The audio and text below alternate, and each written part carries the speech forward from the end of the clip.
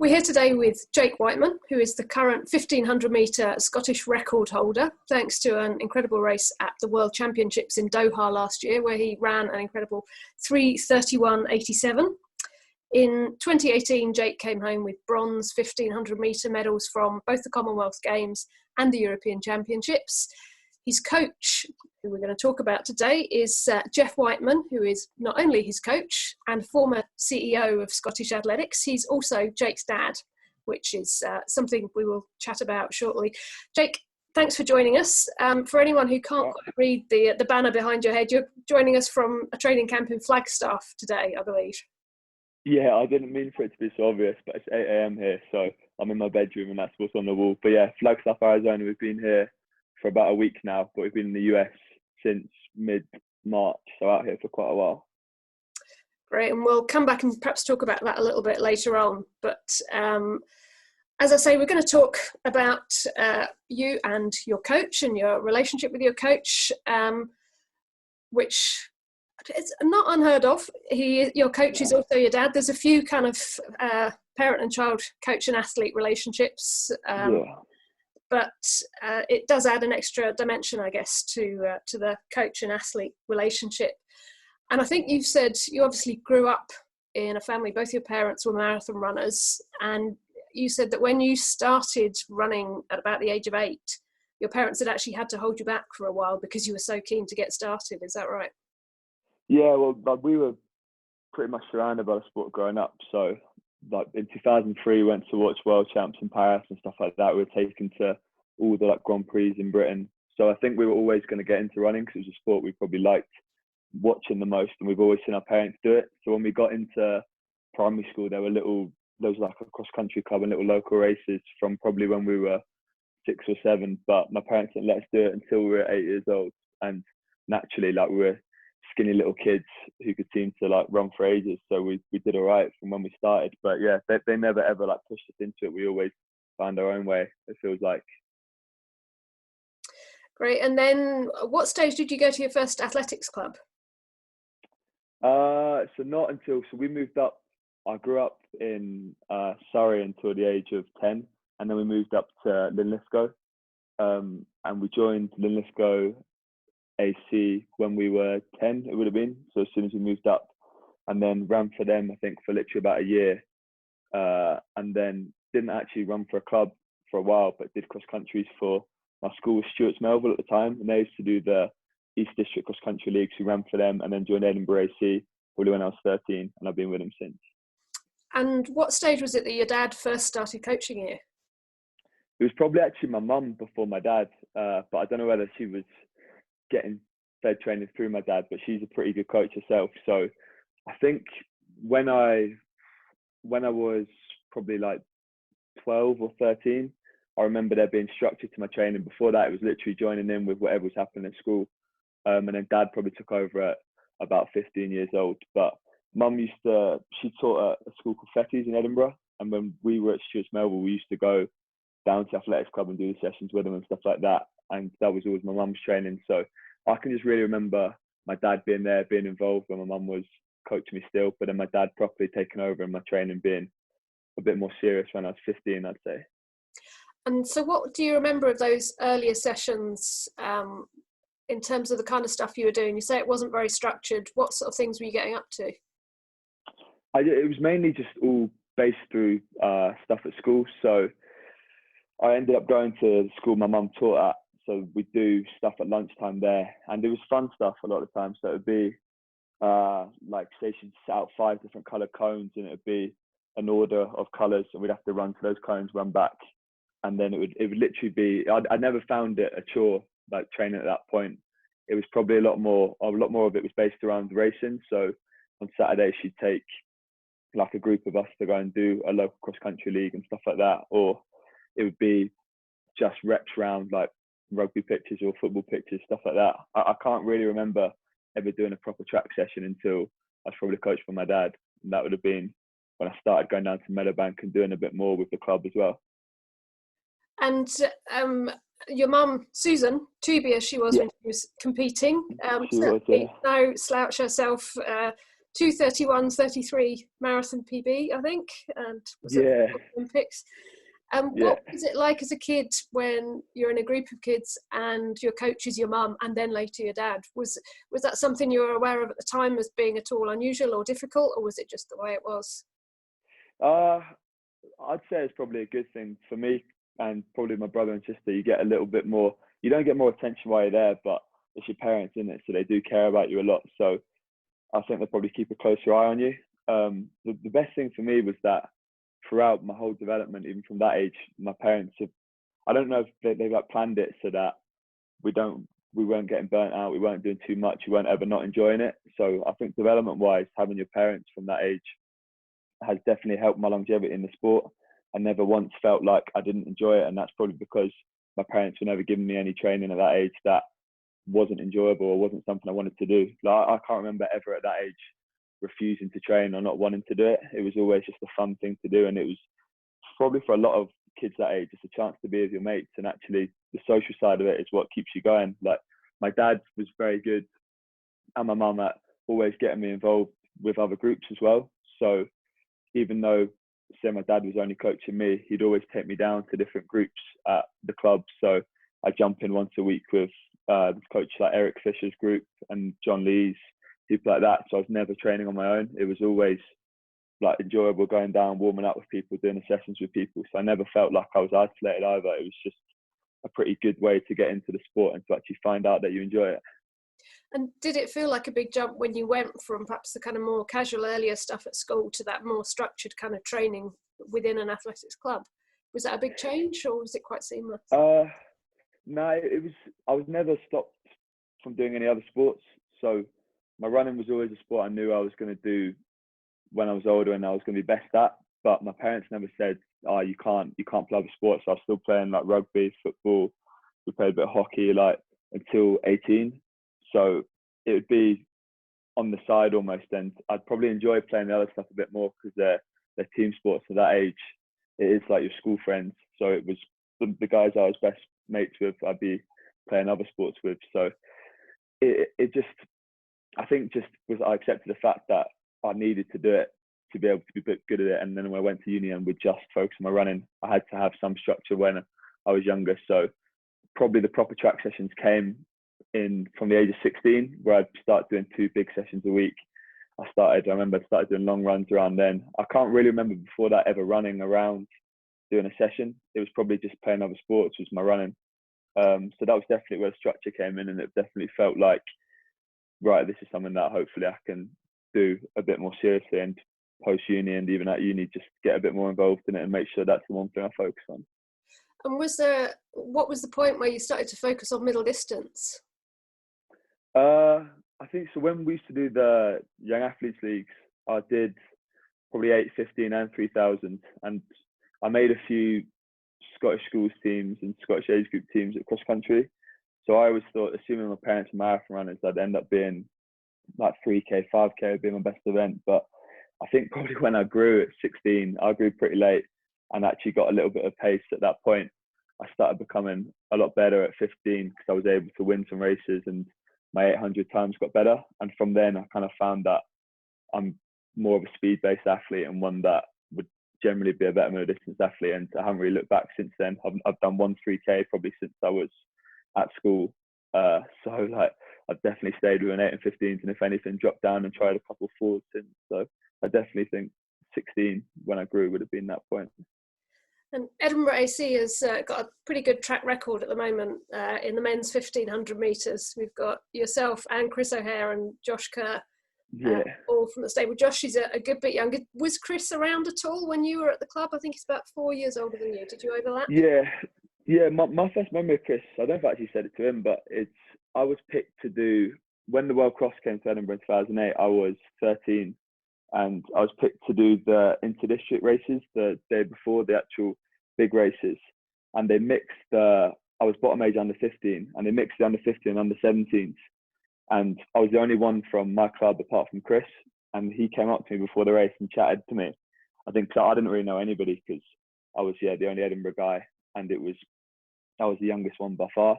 And I always remember that being, like thinking back on it, that was a sound thing of him to do because he was thinking about his own race. And he didn't have to speak to this little kid from his club that didn't really know who he was, or he didn't really know who I was. So I remember that, and I think from then our paths probably didn't overlap until he came back from uni and we started making senior teams together. But I remember him and Josh down at the club were both coached by Dave Campbell, and we're doing sessions around there. Like, that was probably the group where there was the most talented guys from the club, I'd say. At one point, we're training in that group, and you could see there was smashing sessions on a Tuesday night, while I was probably having a little bit more fun and not taking my training that seriously at that point, which I'm kind of glad of now. But at the time, I definitely thought I wanted to be doing a lot more what they were doing. So you could see what they were doing, and that was one of the things that kind of spurred you on a bit. Yeah, they just seemed to, they were training very hard at that point, and I don't think I was probably taking my running as seriously. So I think that's probably a good thing to be seeing at that age, because you realise that, well, there's a guy like Chris who's having so much success as a young athlete, and Josh at that time was probably only like under 13 or maybe even getting into under 15, and he was already winning everything. You realise that, God, these guys are training hard, and I'm going to need to start doing that at some point.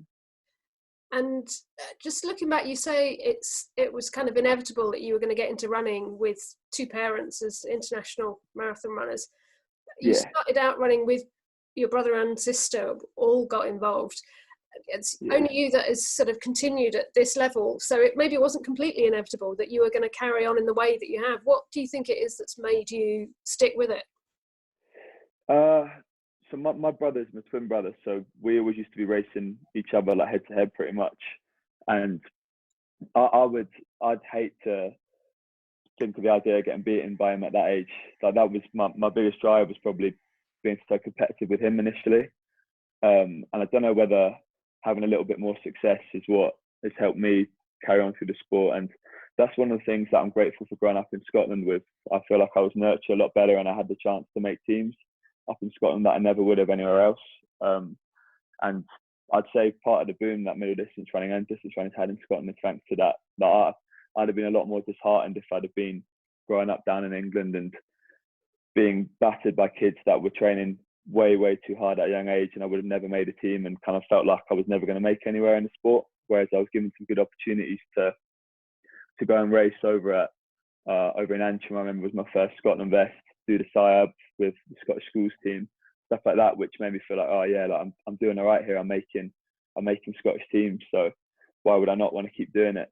It was even just finishing that 8th in a Scottish schools final or an age group final. That was enough for me to feel like I was having enough success to keep wanting to do the sport. Because for me, that I'm competitive, and that was the one thing that kept me driving and kept me going through the sport, is having some sort of success. And it sounds like you've got a real recognition in there that, especially during those teenage years, everyone's developing at such different paces. There are kids that are really fast and competitive at the age of 16. There are other people who it takes longer to reach that point. Yeah. I think you've talked about that before, that there are, especially looking on to the next stage when you move away to university or you leave school and get a job and everything changes, that often in the late teens or mid-teens, there are some years that can be quite tough for young athletes. Yeah. So when I initially had probably my growth spurts, there was a summer in 2010 where I just started running awfully, and my energy levels while I was training and racing were just so low. And I got blood tests, and they like said it was like low iron at that point, but I think it was probably just my body catching up with itself, having grown. And they were the kind of hard ones, because it's like you started having a little bit of success, and then I wasn't doing that well. I went from probably finishing like 5th or 6th at Scottish schools to barely even making a final that year at the age group stuff. And that was like getting beaten by people that I wouldn't normally get beaten by. And when you're that age, you measure yourself a lot against the people you're racing, because especially in Scotland, you're racing the same people a lot of the time.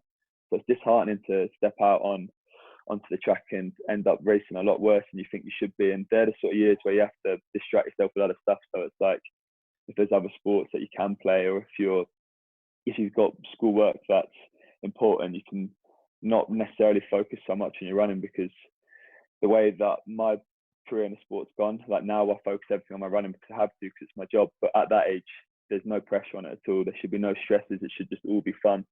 So you got to make sure you realize why you enjoy it. And for me, racing was still enjoyable enough that I stayed with it and ended up, my body sort of came back into itself and I ended up having some pretty good years after that in my final couple of years of school, which then was a pretty good stepping stone to get to uni and feel like I was ready to run properly.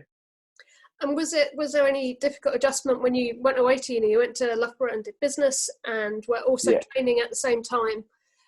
There's all sorts of other things. Everyone who goes away to uni, there's lots of potential for partying and new friends and other hobbies coming in. Did you stay quite focused, or was it difficult to balance all the different things going on? Like if I look back on my time at uni, I think I did it well. And there's definitely there's so many distractions and it's so easy to go off the rails a little bit. And the way I did it was I was still coached by my dad, but he let me join in my first year with a lot more of the group training, so with George Gandy stuff than I would have done otherwise. And I think socially that was definitely a good thing for me. I never felt like I was missing out on that side of it. And the way university athletics is, well, at Loughborough especially, that your best mates come from that athletic circle. So the one good thing is that everybody kind of is in the same boat, like you're wanting to focus on your running, but also wanting to sort of enjoy uni. And I was lucky that my friends were also the main focus, probably our degrees. Like we never went there with the intention of not putting everything into our studies. So I was always determined to come away with a 2-1 from uni and managed to do that. And there should never have really been any excuse for not doing it because you can always balance your time. But I did Freshers Week as anyone else would, which is probably important because the good thing about the athletic season is usually for us, we're coming off a break in September, October time, and that's when uni starts anyway. So I did Freshers Week as I was. I probably kept going out once or twice a week until Christmas time, just because uni was still like a new experience and it was still like my freshers year. And then from then I started just cutting it down a little bit, making sure that sort of me and my friends would together like not do as much, like we wouldn't be going out as much. Maybe after a race, that would be the only time we would. And then from then in my second year uni, I got put on funding, so I needed to be a little bit more on it, and I got a contract and stuff like that. So by then I knew that I probably was going to be able to make a pretty long career out of it. So that was the motivation I needed to not really do that stuff. But I'd make sure I'd never take myself out of seeing my mates and getting involved with things. So if that meant they were all going out and drinking a lot, I'd go to sort of a pre-drinks and not drink and just still be there, making sure I was like having a social life still, not just sitting inside doing nothing. But then when they'd all be going out and having late nights, I'd be going back and just going to bed. And in terms of the coaching you were getting at that point, you mentioned you're training with doing some of the group training at Loughborough and with the British Athletics training group. Was it ever difficult balancing having kind of coaching input from lots of different places, that you've got your dad and then various other coaches that you're working with at different points? I think I was pretty lucky that my dad is well connected in the sport, so people know him to be able to speak to him and will listen to what he says. So when I first went down to uni, he could speak to George Gandy and say like, oh, he's not going to be coached within the uni, but he was going to join in. And no one really ever tried to overstep the mark with it. The only thing people did was try to help me. So I was never ever set anything but what my dad set. And I love the fact that I could do his sessions and do the uni stuff, because I saw a lot of guys in my first year of uni getting injured when they came to Loughborough. It's the same as any university. I think you go from probably not having done too much when you were at school to going into a uni program which is completely focused on. I never double ran before I went to uni. I never really remember like tempo or anything like that. And you're getting chucked into a program where you've got like a big session on a Tuesday night, a tempo on a Thursday, a session on a Saturday. And I never did that. I was broken in gently because my dad was setting my stuff, whereas a lot of guys just jumped straight into that program and it was too much of a shock on the body, especially when you're doing your freshers week and you're going out quite a lot on your first year. So you're tired, you're probably not eating that well because you've not learned how to cook or look after yourself quite as well as you should have.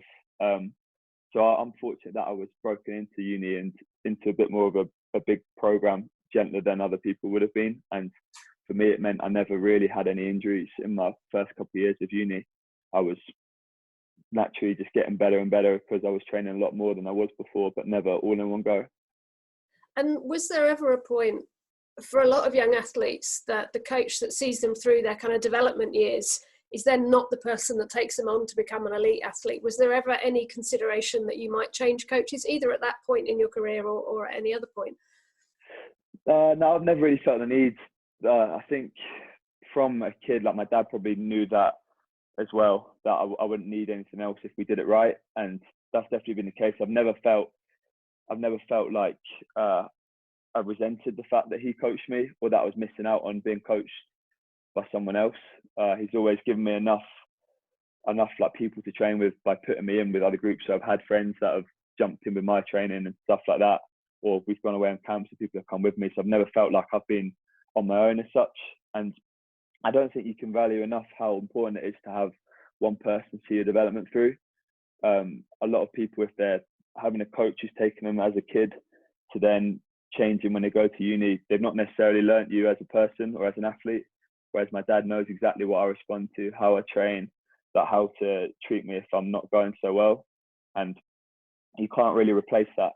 I don't think I would have been able to get as far as I have done in the sport if I didn't have someone that's sort of grown with me on it. So there's mistakes that he's made and mistakes that I've made, and we both learned from it. And that's important because the athlete I'm now, we both know exactly what gets me fit, like how I best race, like if something's wrong, like how best to respond to it. It's just important for you to have that continuity. And does he kind of flick back and forth between being coach and being dad, or is it always just been a kind of seamless, he is both, you're so used to it that it's not like he moves in and out of those two roles? Yeah, there's a Seb Cothing where he called his dad Peter when he wasn't with, when he was training, and then dad when he wasn't, where I never call him Geoff. He's still call him dad. But the older you get, the less you need him as a father. It's like, I'd say now he's just really a coach to me because I'm 25 years old. I can look after myself. I feel like I've got stuff sorted in other parts of my life. So when you're younger, it's probably more of a conflict, because say like if you're a teenager, you're probably rebelling a little bit against your parents anyway. So if that's your coach as well, you don't really want to drag that into it. The only things have been like, I think I've told a story before where it was a couple of years ago, from my first year of uni. I came back Christmas time and there was a norovirus going around at that point. And I didn't realise I'd had it. And I slept in really late one morning when we were staying back at home. And it was like 10 a.m. and he came and dragged me out of bed, which like most coaches can't do. It's just the fact it's your dad, he can go and do that. And then it turned out I was ill, which is why I'd like lay in that late, and he gave me a hard time for it. And then after, when I was proper sick that night, he was like, oh yeah, fair enough, I probably should have given you a little bit more slack for that. But I think he's just having a coach as a dad, or a dad as a coach, definitely just means they put probably a bit more emotion into it, which I think is a good thing. It shows that they care a lot more, and it's always been me and him. Like, we've had other athletes come in and he coaches a few more now, but I love the fact that he's been there every step of my development, and I hope cares as much about it as I do, and has as much investment emotionally and just with how much work he puts in as I do in my training and my outcome. And is it harder for him now that you're older and perhaps more likely to answer him back, or is that not I know you said you occasionally sort of debate things. Yeah, no, I definitely think the older you get, the more I've learned a lot in the sport because I've been in it a long time, so I'm not afraid to voice my opinion. And when it's just a coach who wasn't a family member of my dad, I'd probably be a little bit more reluctant to say it. So not aggressively, but be so like adamant about stuff. Whereas I'm not afraid to say what I think with him, which definitely has its problems sometimes. Like, you end up saying stuff that you shouldn't do, or just less likely to bite your tongue and stuff, and it probably goes both ways. But I like the fact that I can voice my opinions, and generally he listens because we have that respect for each other now. So there's a lot more people as well involved in my training than when I was younger. So rather than it just being solely him that has input, I've got like an S&C coach, a sprint coach, like physio, massage therapists, who all have like different inputs. So it's good for him as well now, because it's not as intense a relationship, just me and him. There's a lot more other people involved that kind of helps him voice stuff and helps me voice stuff. So to be able to not make it too intense, that's a good thing for sure. And in terms of the sessions that he does do with you, is he there at every one with a stopwatch? Does he just give you a session and you go off and do it? How does that work? So when I was at Loughborough, that was probably the hardest thing, is that while everyone being coached by uni coaches was seeing them like most days, I didn't see him as much, but he always made the effort. Probably in the winter, he was coming up every other week, but in the summer, he'd come up for a track session every week. So there were days he'd be sat in the car driving 3 hours for a session, then 3 hours back from where they live down in Sussex. But one of the reasons I moved down to St Mary's, where I train now, is because they're only about 50 minutes away from there at my parents. So he comes over for most things. So every session, if he's not away announcing or anything like that, he'll be there. He comes over for my drills and sprints. He'll come over for S&C a lot of the time. So he definitely does try to get across as much as possible. And you notice a big difference when he's there, because it's just a better quality session when you have someone pretty much running it for you and you don't have to think about anything but running the reps as well as you can. And outside the kind of literal planning of a session and what you're going to do, how far you're going to run, that kind of stuff, what are the wider things that make up that kind of coach-athlete relationship in terms of things like the psychology, the sort of the mindset? What else does he provide as a coach for you now? So the one thing that's funny with my dad, he's always, especially now, he's always announcing at races. So I don't really get to speak to him much about like racing. So like if we're talking about what I was going to do or like how I'm feeling, I don't get to speak to him anywhere as much as probably other athletes with coaches. So that, I know it's probably not deliberate, it's just how it's fallen in. It's helped me be a lot more independent and a lot more mentally strong. I feel like I can just get on with stuff myself. It's the same with training. When he's been away a lot of the time, I'm pretty self-sufficient. I could, even though I was saying it's great to have him there 4 sessions, a lot of the time he's not, and I just have to be self-sufficient and be able to still train hard without him being there. But he's done like every job within the sport. He's been an agent. He's been like sports marketing for Puma. Yeah, he's been a coach. So I can talk to him about pretty much every aspect of my involvement in the sport. Like if I have problems with anything, even if it's not to do with my training, I can speak to him like, oh, do you think this is right? Like, what do you think on this? So he makes a lot of decisions outside of the training still. So I think when I first like signed contracts and stuff like that, he had a big influence on that. My agent now is someone who I've met through my dad and someone he's recommended. So I definitely trust his opinion in anything throughout the sport because he's done everything within it and has got a pretty vast knowledge of stuff within athletics. Great. And just on in terms, we've mentioned earlier, there are quite a lot of people who are coached by parents, and you run a lot against the Ingebrigtsens, who are a great example of that. Their dad is their coach. They have brothers as training partners. Have you spoken to them at all about what it's like being coached by your dad, or have you observed any sort of similarities and differences in those relationships? No, like I've spoken to them a few times. A lot. They go to the same training camps and venues as us, so we see them there. They're pretty secretive about the stuff they do. The funny thing, I remember seeing, I don't know if it was on their episode and documentary that they have, but someone asked Yaka, what's it like, or have you got any advice for other athletes? And he said, yeah, don't be coached by your dad, which I think is funny because it definitely does. It changes the relationship as father and son, being coach and athlete, I think, but it just depends how you deal with that. And I don't mind that he's definitely more of a coach, but they seem to argue with their dad a lot, but he's probably the same as mine, and it's a lot less now. But my dad used to definitely just literally lay out exactly what I was doing, tell me you're doing this and this, and I just go out and do it. And it still probably is the case now. Like he'll set my training for the week, and most of the time I won't ever question anything on it or say anything about it. I'll know what I'm doing and I'll just go out and do that. And they're the same. Like a lot of the time, their dad won't even be about. They'll be on training camps in the US alone because they know so well what their dad means from the training, and their dad knows that they'll just get on with it. And I feel like that's one of the benefits of having that for both like me, for them, for like probably for like Callum, for like Ailish. Like you've got a lot more trust there between coach and athlete, and you don't really need to know exactly what is meant by it because you've had that the whole time. So why, if it's worked so far, you don't need to question as many things.